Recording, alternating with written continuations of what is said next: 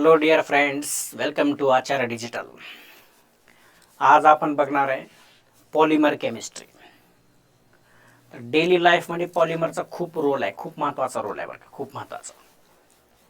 ठीक आहे, तर बघूयात आपण पॉलिमर कशाला म्हणायचं, पॉलिमरची किती टाईप्स असतात, कोणत्या बेसिसवरती असतात आणि त्याचे काही एक्झाम्पल आपण बघूयात. ठीक आहे, चला स्टार्ट करूयात आपण की introduction to polymer chemistry. So first of all तुम्हाला हे माहिती पाहिजे पॉलिमर कशाला म्हणायचं. पॉलिमर पॉलिमर सांगा बरं, पॉलिमर कशाला म्हणायचं. पॉलिमर आहे ना, पॉली आणि मर. पॉली म्हणजे पुष्कळ असणे, एकापेक्षा जास्त असणे, मल्टी, बरोबर आहे. आणि मर म्हणजे काय असणे, unit. In short we can say unit. आता एक पॉलिमर जर बनवायचा असेल त्याला छोट्या छोट्या युनिटपासून बनलेलं असतं बरं का. मग त्या छोट्या युनिटला आपण मोनोमर म्हणत असतो. म्हणजे नंबर ऑफ मोनोमर्सला जर आपण कंबाईन केलं तर काय बनेल, पॉलिमर बनणार आहे. ठीक आहे, तर पॉलिमरचं जे एक युनिट जर बघितलं आपण ते त्याला काय म्हणायचं, मोनोमर म्हणायचं. नंबर ऑफ मोनोमर कंबाईन केल्यानंतर काय बनेल, मग पॉलिमर बनणार आहे. ठीक आहे, आता आपण बघूयात क्लासिफिकेशन ऑफ पॉलिमर. त्याचे आपण क्लासिफिकेशन बघूयात की कुठल्या कुठल्या बेसिसवरती आहेत. तर लक्ष द्या, पहिला आहे based on source or origin. म्हणजे जो तुमचा मोनोमर आहे, मोनोमर किंवा जो काय पॉलिमर आहे तो कशापासून भेटलेला आहे, तुम्ही लॅबमध्ये तयार केला आहे का निसर्गापासून भेटलेला आहे, त्या बेसिसवरती असणार आहे. जसं की बघा, नॅचरल पॉलिमर, नॅचरल म्हणजे निसर्गात भेटलेला आपल्याला, जसे की रबर असेल, बरोबर, नॅचरल रबर असेल, है ना. नेक्स्ट कुठला असेल, सिंथेटिक असेल. याचे एक्झाम्पल बघणार आहे आपण पुढे. ठीक आहे, फक्त आपण क्लासिफिकेशन बघतोय किती टाइप्स मध्ये झालेलं आहे. त्यानंतर सिंथेटिक रबर, सिंथेटिक पॉलिमर म्हणजे काय, जे सायंटिस्ट लोक लॅबमध्ये बनवतात, म्हणजे जे माणसाने बनवलेलं त्यांना सिंथेटिक म्हणायचं. ठीक आहे, आणि जे नेचर पासून आलेलं त्यांना म्हणायचं नॅचरल. आता सेमी सिंथेटिक म्हणजे काय, एखादा तुम्ही पॉलिमर बनवलाय त्याच्यामध्ये एक मोनोमर तुम्ही नेचर पासून घेताय आणि एक मोनोमरला तुम्ही लॅबमध्ये बनवून त्यामध्ये ऍड करताय, तसा टाईपच्या पॉलिमरला म्हणायचं सेमी सिंथेटिक पॉलिमर. ठीक, नेक्स्ट आहे बघा बेस्ड ऑन स्ट्रक्चर. आता पॉलिमरचे वेगवेगळे स्ट्रक्चर असतात ना, लाईक लिनियर असेल. लिनियर मध्ये काय असणार आहे बघा, सिम्पली तुमचे असे चेन असतात लिनियर मध्ये. ठीक आहे, त्यानंतर कुठला असू शकतो, सेकंड ब्रँच्ड चेन आहे. ब्रँच्ड चेन म्हणजे काय असणार बघा, हे तुमचे काय असणार आहे, चेन आहे, याला असं ब्रँच असतील थोड्याचं. ठीक आहे, ब्रँचिंग असते. आणि थर्ड आहे क्रॉस लिंक. क्रॉस लिंक म्हणजे काय असणार आहे बघा, एक तुमची चेन आहे, सपोज हे एक तुमची चेन आहे, हे एक तुमची चेन आहे, तर काय असणार आहे, या ठिकाणी लिंकेज असेल, या ठिकाणी लिंकेज असेल, या ठिकाणी चेन आहे, या ठिकाणी लिंकेज असेल. ठीक आहे, असा टाईपला काय म्हणायचं, क्रॉस लिंक पॉलिमर. आता ह्याचे एक्झाम्पल बघणार आहे, कुठला लिनियर आहे, कुठला क्रॉस लिंक आहे, कुठला नॅचरल आहे, कुठला सिंथेटिक आहे, कुठला सेमी सिंथेटिक आहे, याच्यावरती डायरेक्टली क्वेश्चन असतात. ओके, नेक्स्ट दुसरा टाइप्स आहे बघा, on the basis of intermolecular forces. म्हणजे त्या दोघांमध्ये कुठला फोर्सेस आहे पॉलिमर मध्ये, त्या फोर्सेसच्या बेसिसवर त्याचे काय टाइप्स असतील. जसं की बघा, इलॅस्टोमर आहे, इलॅस्टोमर. त्यानंतर फायब्रस असतील, फायब्रस पॉलिमर. त्यानंतर असणारे थर्मोप्लास्टिक पॉलिमर. त्यानंतर थर्मोसेटिंग पॉलिमर. आता असतात काय, याचे एक्झाम्पल काय आपण पुढे बघणार आहे हळूहळू. ठीक आहे, नेक्स्ट आहे बघा, on the basis of mode of polymerisation. म्हणजे तुम्हाला जर पॉलिमर बनवायचं असेल तर आपण काय करत असतो, अगोदर मोनोमरला कंबाईन करावं लागेल, है ना. मग ते मोनोमर कशा प्रकारे कंबाईन होतात, ऍडिशन करून होत असतील तर ऍडिशन पॉलिमरायझेशन म्हणायचं. कंडेन्सेशन थ्रू होत असेल तर कंडेन्सेशन पॉलिमरायझेशन म्हणायचं. आणि जर रिंग ओपनिंग होत असेल तर त्या म्हणायचं रिंग ओपनिंग पॉलिमरायझेशन. ठीक, त्यानंतर नेक्स्ट आहे किंवा पाचवा टाइप्स आहे बघा, on the basis of types of monomer असणार आहे. ठीक आहे, टाइप्स ऑफ मोनोमर. आता होमोपॉलिमर आणि कोपॉलिमर. होमोपॉलिमर म्हणजे काय, जर सेम प्रकारचे मोनोमर कंबाईन होऊन जर पॉलिमर बनला असेल त्याला म्हणायचं होमोपॉलिमर. आणि कोपॉलिमर म्हणजे काय, दोन मोनोमर वेगवेगळे असतील आणि ते कंबाईन जर होऊन जर पॉलिमर बनला असेल त्याला म्हणायचं कोपॉलिमर. होमोपॉलिमर मध्ये मोनोमर सेमच असतात, सेम प्रकारचे, आणि कोपॉलिमर मध्ये जे मोनोमर असतात डिफरंट टाइपचे असतात. ठीक आहे. आणि लास्ट आहे biodegradability. On the basis of nature of polymer, जर एखादा पॉलिमर बायोडिग्रेडेबल असेल तर त्याला बायोडिग्रेडेबल ठेवायचं, आणि जर नॉन बायोडिग्रेडेबल जर असलं ते नॉन बायोडिग्रेडेबल ठेवायचं. तर असे हे 5 टाइप्स असतील कशाचे, पॉलिमरचे. कुठले कुठले रिवाइज करा फास्ट मध्ये. Based on source of origin, source or origin, based on structure, based on intermolecular forces, based on mode of polymerisation, based on monomer and based on biodegradability. असे 6 टाइप्सचे आपले पॉलिमर असतील. आता आपण बघूयात 1 बाय 1 पॉलिमर. ठीक आहे. Next बघा, पहिला आहे आपला based on the structure. Based on the structure जर बघितलं, पहिला आपण कुठला बघा, लिनियर और स्ट्रेट चेन पॉलिमर. लिनियर म्हणजे कसं आता सांगितलं मी तुम्हाला, लिनियर म्हणजे अशा प्रकारचे स्ट्रेट चेन, बरं का, ह्यामध्ये कुठल्याच ब्रांच वगैरे काहीच नसणार आहे. तर बघा आता ह्यामध्ये काय म्हणलेलं आहे, monomer molecule are join together in linear arrangement आहे ना. जे काय मोनोमर असतात ते कसे जॉईन होतील, एकदम लिनियर मध्ये जॉईन होणार आहे. ठीक. Obtain from by functional monomer और अल्कीन. ठीक आहे, हे लक्षात ठेवा बरं का. जे तुमचा लिनियर किंवा चेन पॉलिमर आहे कशापासून बनलेलं असतं, बाय फंक्शनल मोनोमर किंवा अल्कीन पासून. आता ह्याचे एक्झाम्पल जर बघायचे असतील, एक PVC असेल, पॉलिव्हिनाइल क्लोराइड, त्यानंतर असेल HDPE, हाय डेन्सिटी पॉलिथिन असणार आहे.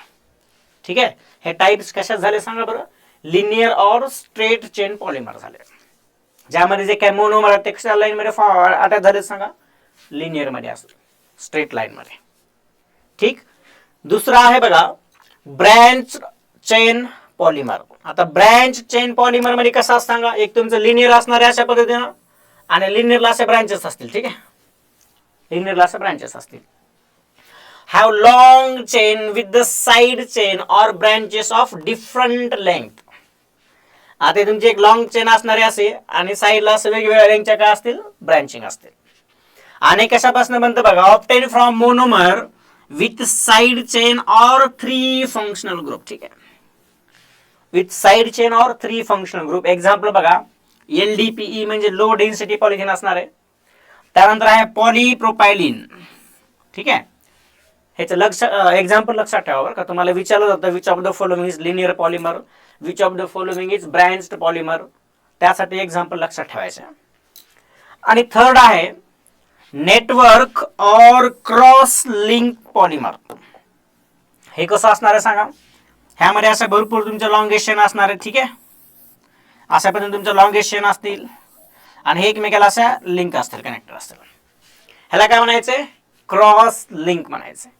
Have linear chain polymer which are cross link by covalent bond leading to 3D network like structure. आणि हे कशापासून ऑब्टेन होतात बघा, ऑब्टेन फ्रॉम पॉलीफंक्शनल मोनोमर. ठीक आहे, जर तुम्हाला लिनियर बनवायचं असेल तर मोनोमर कसा पाहिजे, बाय फंक्शनल, 2 फंक्शनल ग्रुप सारखा. ठीक आहे, बाय फंक्शनल और अल्किन. जर तुम्हाला ब्रँच्ड चेन पॉलिमर बनवायचं असेल तर मोनोमर कसा हवा सांगा, 3 फंक्शनल ग्रुप हवेत. ठीक आहे, 3 फंक्शनल ग्रुप.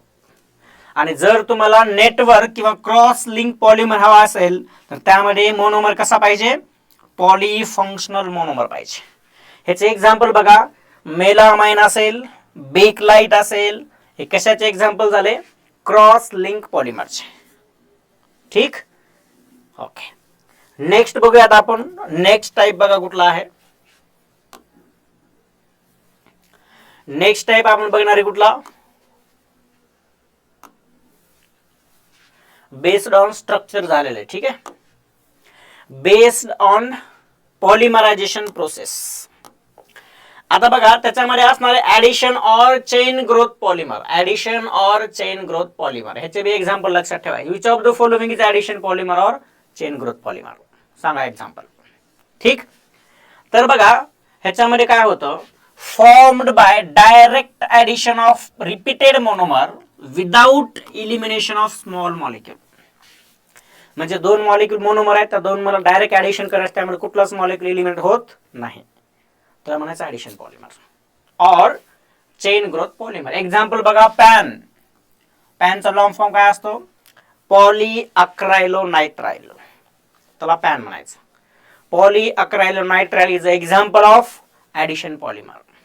नेक्स्ट आहे Teflon, Teflon, Teflon also the example of addition or chain growth polymers. ठीक, ओके. नेक्स्ट बघूया दुसरा टाइप्स आपण, condensation or step growth polymer or condensation. आता कंडेन्सेशन पॉलिमर मध्ये होतं काय बघा, आपण दोन मोनोमरला कंबाईन केल्यानंतर त्यामधून छोटासा मॉलिक्यूल इलिमिनेट होत असतो. लाईक वॉटर असेल, मिथेनॉल असेल, HCl असेल, अमोनिया असेल, अशा प्रकारचे स्मॉल मॉलिक्यूल रिमूव्ह होत असतात बरं का. त्याला आपण कंडेन्सेशन प्रोडक्ट म्हणतो किंवा कंडेन्सेशन रिएक्शन म्हणत असतो.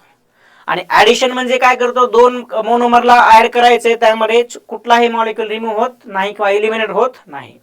पण कंडेन्सेशन मध्ये दोन मॉलिक्यूल ऍड करायचं, त्यासोबत छोटासा मॉलिक्यूल निघून जात असतो. बघा definition, formed by the condensation of two or more than two bifunctional monomer or polyfunctional monomer with the elimination of small molecule like water, methanol, HCl and NH3. Example बघायचं, Terylene आहे, Terylene, then nylon 6 आहे. these are the some examples of condensation or step growth polymer. ठीक, next बघा third type आहे ring opening polymerase polymer, ज्यामध्ये कसं आहे, तुमचे एक सायक्लिक रिंग आहे, सायक्लिक स्ट्रक्चर आहे, सायक्लिक स्ट्रक्चर, आणि त्याचे रिंग ओपनिंग होऊन जर तुमचे पॉलिमर बनत असतील त्याला म्हणायचं रिंग ओपनिंग पॉलिमर. बघा, formed by addition of monomer cyclic component to growing chain molecule without elimination of small molecule like water CH3. ठीक आहे, हे पण सेम असणार आहे, फक्त रिंगची ओपनिंग करायचं आहे, त्यामुळे तुमचा मॉलिक्यूल कुठला इलिमिनेट होणार नाहीये. ठीक, एक्झाम्पल बघायचं, Epsilon caprolactam is an example of ring opening polymers.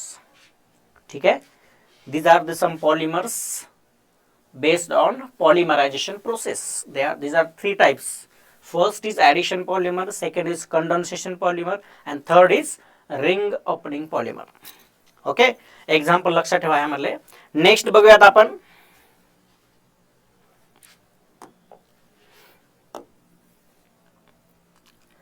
आता ह्यामध्ये काय दिलेलं बघा, ह्यामध्ये based on intermolecular forces, based on intermolecular forces. Okay, तर ह्यामध्ये बघा पहिल्या सुरुला बघूयात आपण इलॅस्टोमर. इलॅस्टोमर तुम्हाला माहिती आहे, इलॅस्टिक प्रॉपर्टी कशी असते, इलॅस्टिक प्रॉपर्टी, रबर बघितलं का, रबर, रबर, त्या रबरला धरून तुम्ही असं जर ओढलात तर ते टेन्साईल होतं, बरोबर आहे. ओढल्यानं तुम्ही इलॅस्टिक असतं ते, बरोबर आहे. ओढलात की ओढतो, सोडून दिलात की लगेच रिगेन होतं, बरोबर आहे ना. मग ते rubber is a type of enantiomer, sorry enantiomer होतो, इलॅस्टोमर. ठीक आहे, इलॅस्टिक प्रॉपर्टी बघा यामध्ये, elastic in character like rubber due to van der Waals force and few cross links. ठीक, ह्याचे एक्झाम्पल जर बघितलात बघा, वल्कनाइज्ड रबर, वल्कनायझेशन प्रोसेस असते बघा. ह्यामध्ये काय करत असतो आपण, एखाद्या पॉलिमरच्या जे काही प्रॉपर्टीज आहेत त्या प्रॉपर्टीज जर इम्प्रूव्ह करायच्या असतील, लाईक इलॅस्टोमर प्रॉपर्टी असतील, है ना, टेन्साइल स्ट्रेंथची प्रॉपर्टी असतील, तर ते करण्यासाठी आपण वल्कनायझेशन करत असतो. जनरली त्यामध्ये बाय फंक्शनल ग्रुपचे ऍडिशन करत असतो, लाईक सल्फर असेल अशा प्रकारचे. ठीक आहे, त्यानंतर बुनायस असेल, निओप्रीन असेल, हे एक्झाम्पल लक्षात ठेवायचे बरं का. त्याच्यावर क्वेश्चन कसा येईल तुम्हाला, which of the following polymers are elastomer. त्यामुळे तुम्हाला माहिती पाहिजे वल्कनाइज्ड रबर आहे, बुनायस आहे, निओप्रीन आहे, these are all are the elastomers. Second type बघा, थर्मोप्लास्टिक पॉलिमर्स. ह्याच्यामध्ये काय होतं, soften easily on repeated heating and harden when cooled with little change in their property. Example polystyrene आणि PVC. आता बघा, पीव्हीसी पॉलिव्हिनाइल क्लोराइड. आता तुम्ही हे बघितलं असेल बघा, तुमच्या घरी पाईप वगैरे असतात, पाण्याचे पाईप, बरोबर आहे. आता मला दोन पाईपला जर मला कपल करायचं असेल, त्यावेळेस आपण काय करत असतो, एका पाईपला थोडंसं गरम करायचं आहे ना, गरम करून त्याला थोडंसं काय करायचं, जो थंडवाला पाईप आहे त्या थंडवाला पाईप गरम केलेल्या पाईपमध्ये पॅक करायचं आहे ना. त्यामुळे काय थोडंसं कूल झालं ते ऑटोमॅटिक काय होतं, पॅक होऊन बसतं. म्हणजे असे पॉलिमर जरा हिट केलं की त्याची साईज आपण थोडीशी चेंज करू शकतो, आणि कूल केले की ॲज इट इज होतं सेम. अशा टाईपच्या पॉलिमरला काय म्हणायचं, थर्मोप्लास्टिक पॉलिमर. ह्याचे एक्झाम्पल पीव्हीसी माहिती, पॉलिव्हिनाइल क्लोराइड. पीव्हीसीचे पाईप वगैरे असतात बघा ना, शेतीमध्ये यूज करता, किंवा घरी आपण पाणी वगैरे यूज करण्यासाठी यूज करतो पाणी घेण्याचं, हां. किंवा तुमचं पॉलिस्टायरीन असेल, पॉलिस्टायरीन. ठीक. नेक्स्ट आहे फायबर बघा, फायबर्स.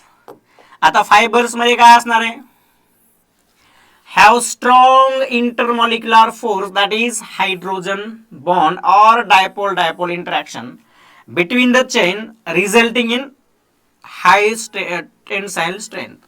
जे तुमचे फायबर्स असतात, फायबर्स त्यामध्ये कुठला फोर्स असतो सांगा, हायड्रोजन बॉन्ड किंवा डायपोल इंटरॅक्शन असतं बरं का. त्यामुळे त्यांची टेन्साईल स्ट्रेंथ काय असते, जास्त असते. टेन्साईल स्ट्रेंथ म्हणजे काय, आपण एखाद्या पॉलिमरला जर ओढलं तर ते खूप लांब होऊ शकतं, तर टेन्साईल स्ट्रेंथ म्हणायचं. ह्याचे एक्झाम्पल बघा, फायबर्स आहे, टेरिलिन असेल, टेरिलिन किंवा नायलॉन 66 असेल. ठीक आहे, Terylene or nylon 66, these are the examples of fibers. Next आहे बघा, थर्मोसेटिंग पॉलिमर.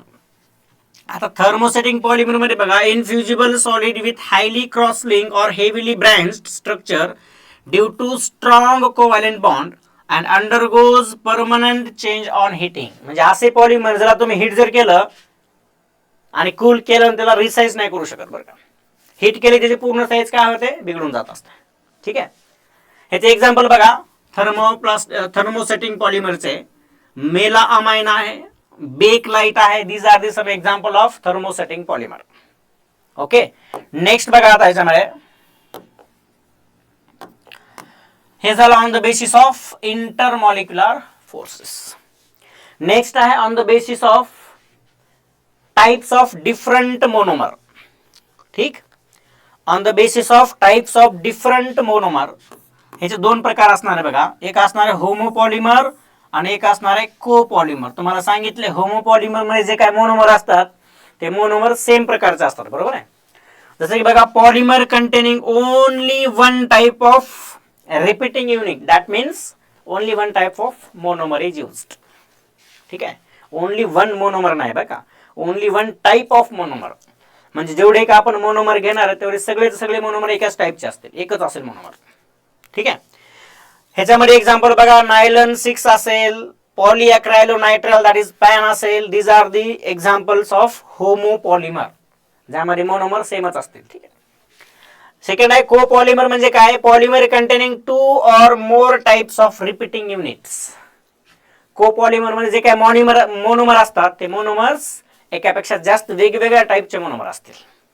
ठीक, एक्झाम्पल बघा, बुना एस असेल, बुना एन असेल. These are the some example of copolymer. Next type असणार आहे on the basis of biodegradability. On the basis of biodegradability they have two types. First is biodegradable and second is non biodegradable.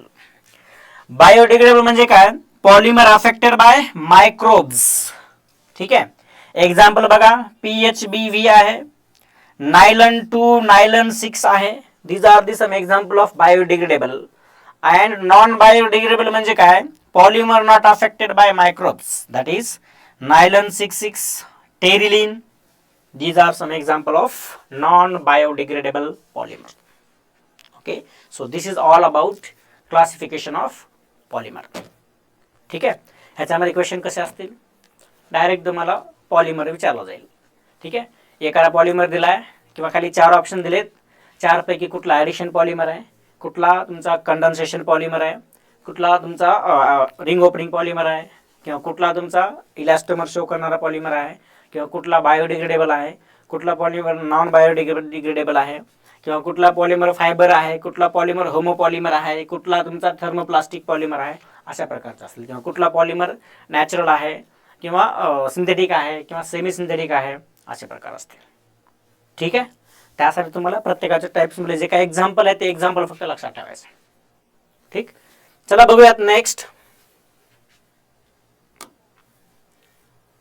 Some important polymer बघूयात. ठीक आहे. त्यामध्ये पहिला बघणार आहे आपण नॅचरल रबर. पहिला बघूयात आपण नॅचरल रबर. सांगा आता नॅचरल रबर मध्ये कुठलाही पॉलिमर असेल तुम्हाला त्यामध्ये 2 ते 3 गोष्टी माहिती पाहिजे महत्वाच्या. पहिलं त्याचा मोनोमर काय आहे, दुसरा त्याचं स्ट्रक्चर. ठीक आहे, हे एक माहिती पाहिजे. तर बघा आता हा जो नॅचरल रबर आहे, नॅचरल रबर ह्याचा मोनोमर आहे आयसोप्रीन. आयसोप्रीनचं स्ट्रक्चर कसं असतं, ह्याला म्हणायचं आयसोप्रीन. ठीक आहे. तर नॅचरल तुम्हाला असं बी विचारलं होतं बघा की नॅचरल रबर मध्ये कुठला मोनोमर असतो, त्याचं नाव सांगा. त्यासाठी पॉलिमरचे मोनोमर बी लक्षात ठेवायचं. नॅचरल रबर मध्ये मोनोमर कोण असणार आहे, आयसोप्रीन असणार आहे. आणि याचं पॉलिमरचं नाव काय असणार आहे नॅचरल रबरच्या, पॉली आयसोप्रीन म्हणायचं. आयसोप्रीन एक मोनोमर झाला, नंबर ऑफ आयसोप्रीनला कंबाईन केले की काय होतं, पॉलिमर बनतं. त्यामुळे त्याला पॉली आयसोप्रीन म्हणायचं. पॉली म्हणजे जास्त आहे ना. ठीक आहे. ह्याचं स्ट्रक्चर अशा प्रकारे असणार बरं का नॅचरल रबरचं. काय ना असे मॉलिक्यूल घ्यायचे ना कंबाईन करायचं, कंबाईन केले का असं स्ट्रक्चर बनतं. ठीक आहे. नेक्स्ट बघा आता सिंथेटिक रबर बघूयात. हे नॅचरल रबर झाला बरं का. नॅचरल सिंथेटिक रबर मध्ये बघा बुनायस आहे, बुनायस. तर बुनायसचा जो काही तुमचा मोनोमर असणार आहे लक्षात घ्या, बुनायसचा मोनोमर काय आहे, स्टायरीन अँड ब्युटाडाइन आहे. आता स्टायरीनचं स्ट्रक्चर कसं असतं बघा, हे झालं स्टायरीन आणि ब्युटाडाइनचं स्ट्रक्चर असणार आहे अशा प्रकारे. ठीक आहे. तर हे स्टायरीन आणि ब्युटाडाइन ज्यावेळेस कंबाईन करतील त्यावेळेस काय बनवतील, बुनायस हे कोपॉलिमर बनवतील. ठीक आहे. आणि हे त्याचं स्ट्रक्चर असणार आहे बरं का. अशा पद्धतीने स्ट्रक्चर असेल, त्यामध्ये काय आपला C6H5 म्हणजे हे बेंझिन असणार आहे. ठीक. नेक्स्ट बघा आता निओप्रीन. निओप्रीन निओप्रीन बघा आता निओप्रीन मध्ये जो काही मोनोमर असणार आहे तो कुठला असणार आहे, क्लोरोप्रीन असणार आहे. आता क्लोरोप्रीनचं स्ट्रक्चर कसं असतं बघा, डबल बॉन्ड या ठिकाणी क्लोरीन असणार आहे. ठीक आहे. ह्याला क्लोरोप्रीन म्हणायचं. ह्याचं स्ट्रक्चर कशा प्रकारे असणार आहे, अशा प्रकारे असणार आहे. ठीक आहे. Same like आयसोप्रीन. आयसोप्रीन मध्ये फक्त मिथाइल ग्रुप असेल, क्लोरोप्रीन मध्ये फक्त Cl असणार आहे बघा, फक्त या ठिकाणी Cl असेल. ठीक. नेक्स्ट बघा नेक्स्ट बुनायन. आता बुनायन मध्ये बघा मोनोमर जो आहे तो कोण आहे, अक्रायलोनायट्राइल आणि ब्युटाडाइन एक असणार आहे. आता अक्रायलोनायट्राइलचं स्ट्रक्चर बघा कसं असतं, कार्बन ट्रिपल बॉन्ड नायट्रोजन, ह्याला म्हणायचं अक्रायलोनायट्राइल. आणि जो काही ब्युटाडाइन आहे याचं स्ट्रक्चर कसं असणार आहे, हे झाला ब्युटाडाइन. ठीक आहे. तर बुनायन मध्ये कुठले कुठले मोनोमर आहेत असं जर विचारलं काय सांगाल तुम्ही, अक्रायलोनायट्राइल अँड ब्युटाडाइन. ठीक. जर तुम्हाला बुनायस मध्ये मोनोमर जर विचारलं काय काय असतील, स्टायरीन प्लस ब्युटाडाइन. जर नॅचरल रबरचा मोनोमर जर विचारला असेल आयसोप्रीन. जर निओप्रीनचा मोनोमर विचारला असेल क्लोरोप्रीन. ठीक आहे. हे लक्षात ठेवायचं आहे. नेक्स्ट बघा next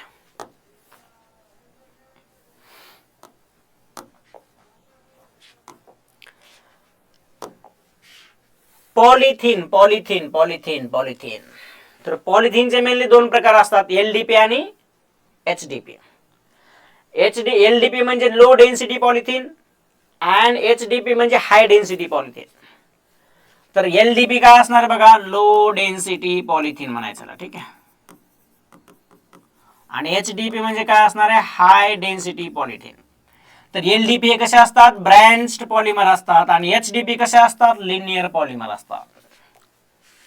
LDP is a branched polymer and HDP is a linear polymer. ठीक आहे. ओके. नेक्स्ट आता बघूयात आपण पॉलिअमाइड.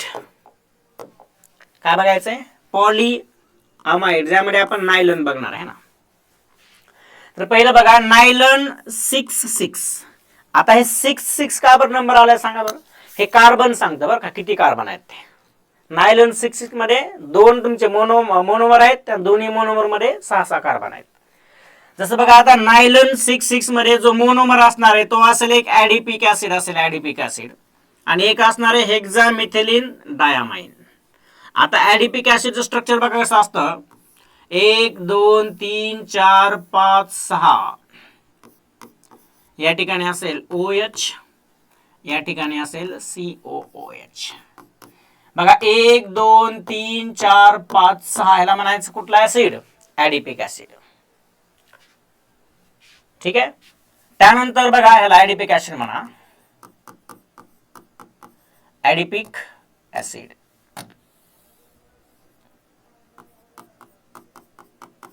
आता हेक्सामिथिलीन डायामाइनचं स्ट्रक्चर कसं असतं बघा.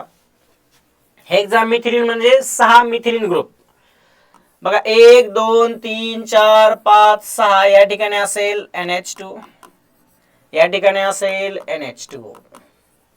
ह्याला म्हणायचं हेक्सा मिथाइलिन डायअमाइन. बघा ह्यामध्ये किती कार्बन आहे? हेक्सा म्हणजे 6 मिथाइल. 1 2 3 4 5 6 NH2 NH2. 1 2 3 4 5 6 ह्याच्यामध्ये बी 6 कार्बन, ह्याच्यामध्ये बी 6 कार्बन. त्यामुळे याला म्हणायचं नायलन 6 म्हणायचं बरं का. ज्यावेळेस ह्या दोघांना कंबाईन कराल त्यावेळेस तुमचा असा पॉलिमर बनणार आहे. ह्याला आपण काय म्हणाल? नायलन 6 म्हणायचं. काय होतं यामध्ये बघा, ह्या दोघांमध्ये रिएक्शन होते आणि इथला एक वॉटर मॉलिक्यूल रिमूव्ह होतो बरं का. आणि अमाइड फंक्शन ग्रुप असतो बरं का, अमाइड. तुम्हाला असं पण विचारलं जातं बरं का, कुठल्या अमायनो ऍसिड सॉरी कुठल्या पॉलिमर मध्ये अमाइड असतो, कुठल्या पॉलिमर मध्ये इस्टर असतो, असे फंक्शन ग्रुप विचारले जातात. ठीक आहे. ओके.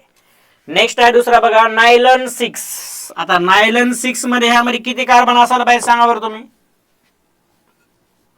6 दिले याचा अर्थ ओनली कार्बन किती असतील? 6 कार्बन असायला पाहिजे. तर नायलन 6 चा जो मोनोमर आहे तो 2 आहेत मोनोमर, एक ऍडिपिक ऍसिड आणि एक हेक्सामिथिलीन डायमाइन. तर नायलन 6 मध्ये एकच मोनोमर आहे, त्याचं नाव आहे इप्सिलॉन कॅप्रोलॅक्टम. याचं स्ट्रक्चर बघा इप्सिलॉन कॅप्रोलॅक्टमचं कसं असतं.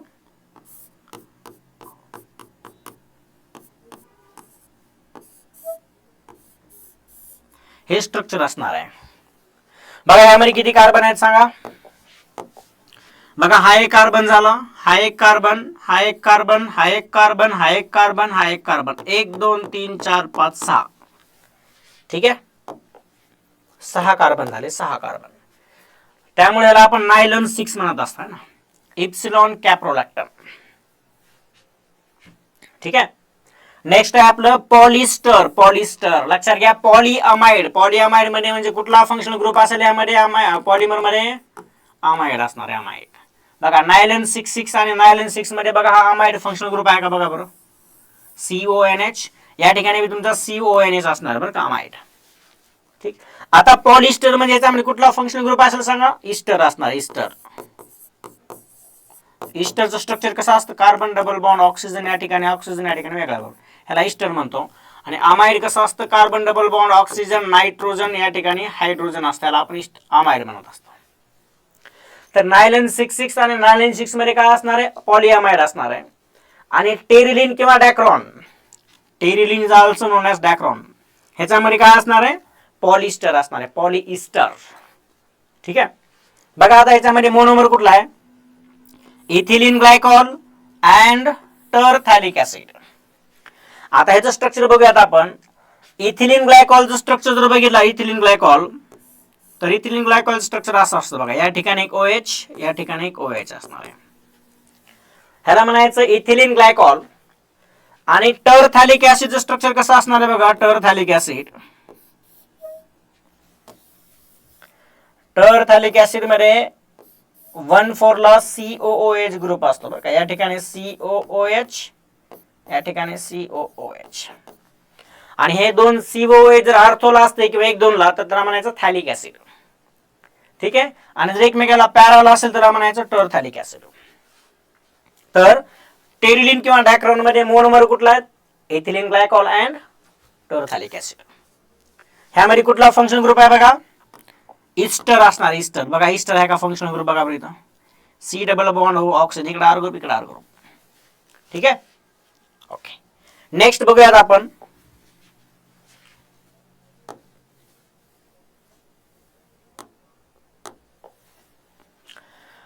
Other common polymer. बघा टेफ्लॉन बघायचं, टेफ्लॉन. आता टेफ्लॉन मध्ये जर मोनोमर बघितला तुम्ही, मोनोमर, तर टेफ्लॉन मध्ये कुठला मोनोमर असणार आहे सांगा बरं. टेफ्लॉन मध्ये असणार आहे टेट्राफ्लोरोइथिलीन. स्ट्रक्चर कसं असतं, कार्बन डबल बॉन्ड कार्बन, आणि कार्बनला इकडे दोन फ्लोरीन असतील, इकडे दोन फ्लोरीन असतील. ह्याला म्हणायचं काय, टेट्राफ्लोरोइथिलीन. टेट्रा म्हणजे 4 फ्लोरीन आहेत, बरोबर आहे. आणि पॉलिमरचं स्ट्रक्चर हे असं असतं, एक युनिट बरं का, एक युनिट असं नंबर ऑफ मोल असतील, नंबर ऑफ युनिट असतील असं. ठीक आहे, तर एका युनिटचं पॉलिमरचं स्ट्रक्चर असं असेल CF2 सिंगल बॉन्ड CF2. तर लक्षात घ्या, टेफ्लॉन मध्ये कुठला मोनोमर असेल मग, टेट्राफ्लोरोइथिलीन असेल. नेक्स्ट आहे पॉलीअक्रायलोनायट्राइल. आता पॉलीअक्रायलोनायट्राइल यामध्ये तुम्हाला जर मोनोमर बघायचा असेल तर फक्त पॉली कॅन्सल करा आणि बाकीचा जो असणार तो तुमचा काय असेल, मोनोमर असेल. तर सांगा आता जर पॉली कॅन्सल केलं तर कुठला येणार सांगा बरं. बघा पॉली जर कॅन्सल केला आपण तर फक्त अक्रायलोनायट्राइल येणार, बरोबर. त्यामुळे मोनोमर कुठला असेल मग, पॉलीअक्रायलोनायट्राइल मध्ये अक्रायलोनायट्राइल असणार आहे, अक्रायलोनायट्राइल.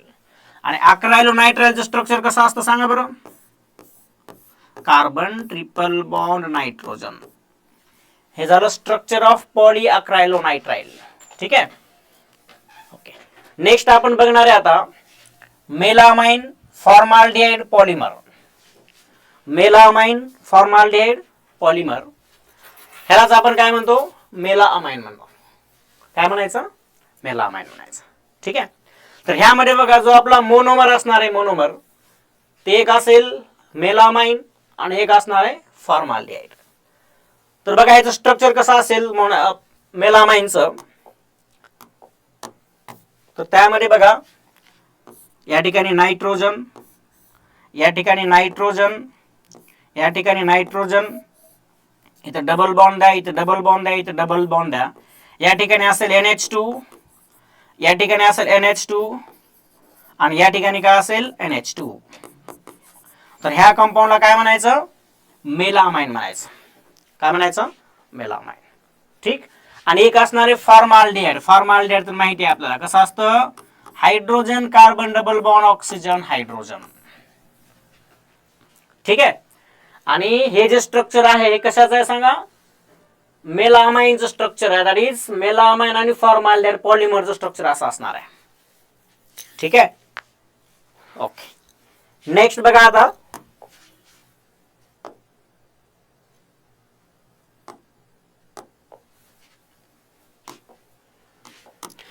ह्यामध्ये फिनॉल फॉर्माल्डिहाइड पॉलिमर, फिनॉल आणि फॉर्माल्डिहाइड पॉलिमर.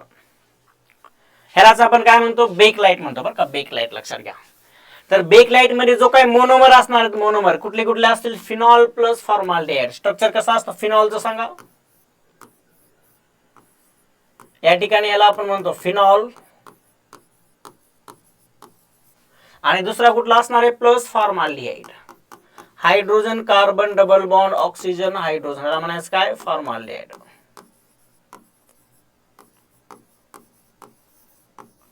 ठीक आहे, तर बेकलाइट मध्ये हे दोन काय असतील, मोनोमर असतील, फिनॉल प्लस फॉर्माल्डिहाइड. ठीक, आणि ह्याचं काय असणार आहे, पॉलिमरचं स्ट्रक्चर अशा पद्धतीने असणार आहे. ठीक, ओके. नेक्स्ट बघा, नेक्स्ट टाइप आहे आपला कुठला, बायोडिग्रेडेबल पॉलिमर.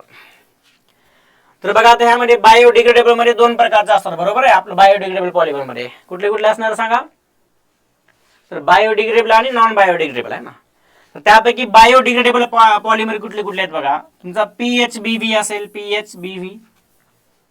ह्याच्यामध्ये जो काही मोनोमर असणार आहे, मोनोमर लक्षात ठेवा, मोनोमर बरं का, बीटा हायड्रॉक्झी ब्युटॅरिक ऍसिड, किंवा ह्यालाच 3 हायड्रॉक्झी ब्युटॅनॉइक ऍसिड म्हणायचं. कसं असेल स्ट्रक्चर सांगा, 3 हायड्रॉक्झी ब्युटॅनॉइक ऍसिड, 1 2 3 या ठिकाणी काय असेल OH. 3 हायड्रॉक्सी ब्युटॅनॉइक ऍसिड किंवा बीटा हायड्रॉक्सी ब्युटॅरिक, ह्याला अल्फा ह्याला बीटा म्हणायचं. आणि प्लस दुसरा कुठला असणार आहे बघा, बीटा हायड्रॉक्सी व्हॅलेरिक ऍसिड, ठीक आहे, किंवा 3 हायड्रॉक्सी पेंटॅनॉइक ऍसिड. 1 2 3 4 5 या ठिकाणी असेल OH. 1 2 3 3 ला काय असेल OH असेल. ह्याला तुम्ही 3 हायड्रॉक्सी पेंटॅनॉइक ऍसिड म्हणा किंवा बीटा हायड्रॉक्सी व्हॅलेरिक ऍसिड म्हणा. ह्याला तुम्ही 3 हायड्रॉक्सी ब्युटॅनॉइक ऍसिड म्हणा किंवा बीटा हायड्रॉक्सी ब्युटॅरिक ऍसिड म्हणा. ठीक आहे. तर हे तुमचे मोनोमर असतील. कशामध्ये असतील? PHBV मध्ये. आणि त्यांचं स्ट्रक्चर जे आहे पॉलिमरचं स्ट्रक्चर अशा पद्धतीने असणार आहे. ठीक आहे. ह्यामध्ये पण कुठला फंक्शनल ग्रुप आहे सांगा? इस्टर आहे, इस्टर. दुसरा आहे बघा नायलन 2 आणि नायलन 6 असणार आहे. नायलन 2 आणि नायलन 6 असणार आहे. याचा अर्थ नायलन 2 आणि नायलन 6 मध्ये 2 कार्बन आणि 6 कार्बन असतील. ह्याचा मोनोमर काय आहे बघा? ग्लायसिन. ग्लायसिन अमायनो ऍसिड मध्ये बघितलेलं आपण ग्लायसिन. आणि दुसरा आहे epsilon amino caproic acid. Epsilon amino caproic acid. सांगा बरं स्ट्रक्चर कसं असेल? ग्लायसिनचं स्ट्रक्चर माहिती सगळ्यांना काय असतं? COOH या ठिकाणी असेल NH2. आणि इप्सिलॉन अमायनो कॅप्रोइक ऍसिड म्हणजे बघा 1 2 3 4 5 6 बरोबर आहे. डबल बॉन्ड O या ठिकाणी OH असेल आणि या ठिकाणी असेल NH2. त्याला म्हणायचं इप्सिलॉन अमायनो कॅप्रोइक ऍसिड. ठीक आहे. ह्याचं स्ट्रक्चर जे असणार आहे हे स्ट्रक्चर अशा पद्धतीने असणार आहे. ओके, ठीक आहे. आता नेक्स्ट बघूयात आपण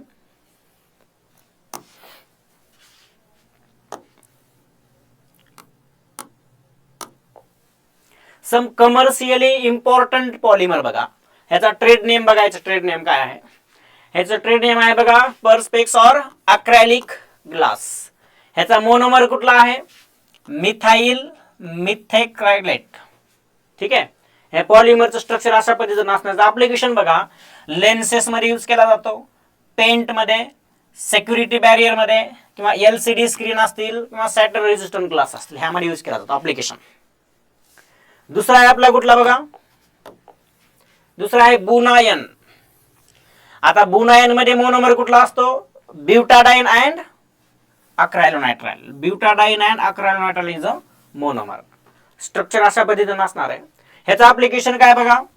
अडेजिव्स मध्ये यूज केला जातो, रबर बेल्ट मध्ये यूज केला जातो किंवा शूज सोल्स असेल त्यामध्ये किंवा गॅस्केट्स मध्ये. ठीक आहे. त्याच्यामध्ये आपण बुनायनचा यूज केला जातो.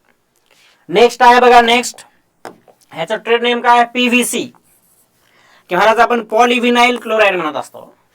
आणि ह्यामध्ये मोनोमर कुठला आहे? Vinyl chloride. स्ट्रक्चर कसं असतं व्हिनाइल क्लोराइडचं? अशा पद्धतीने असणार आहे व्हिनाइल क्लोराइड. ठीक आहे.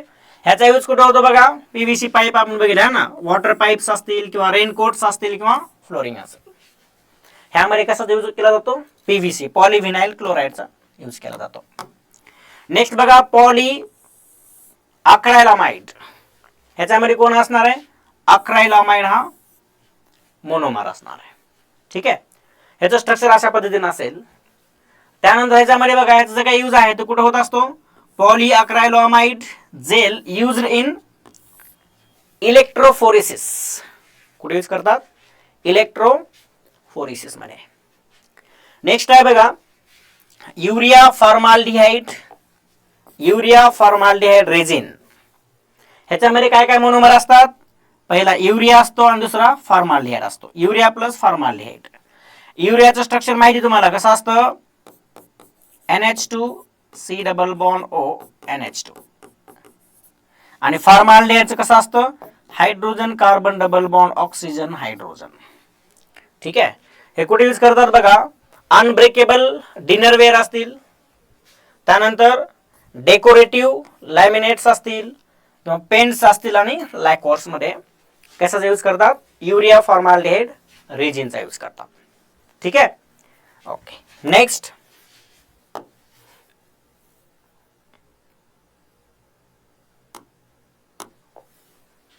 ह्याच्यामध्ये काय दिलेलं बघा आता ग्लिप्टॉल.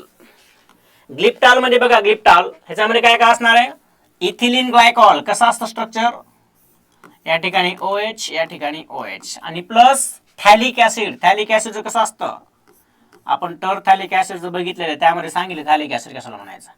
या ठिकाणी COOH असेल, या ठिकाणी COOH असेल. ठीक आहे, थॅलिक ऍसिड. तर ह्यामध्ये बघा आता कशामध्ये यूज केलं जातं, पेन्स अँड लायक्वर्स मध्ये ग्लिप्टॉल यूज केलं जातं, ग्लिप्टॉल. ठीक आहे. नेक्स्ट बघा, नेक्स्ट पॉलीकार्बोनेट्स. ह्याच्यामध्ये काय असतं, बिसफिनॉल अँड फॉस्झिन. बिसफिनॉल आणि फॉस्झिन असणार. ह्याचं स्ट्रक्चर असं असेल.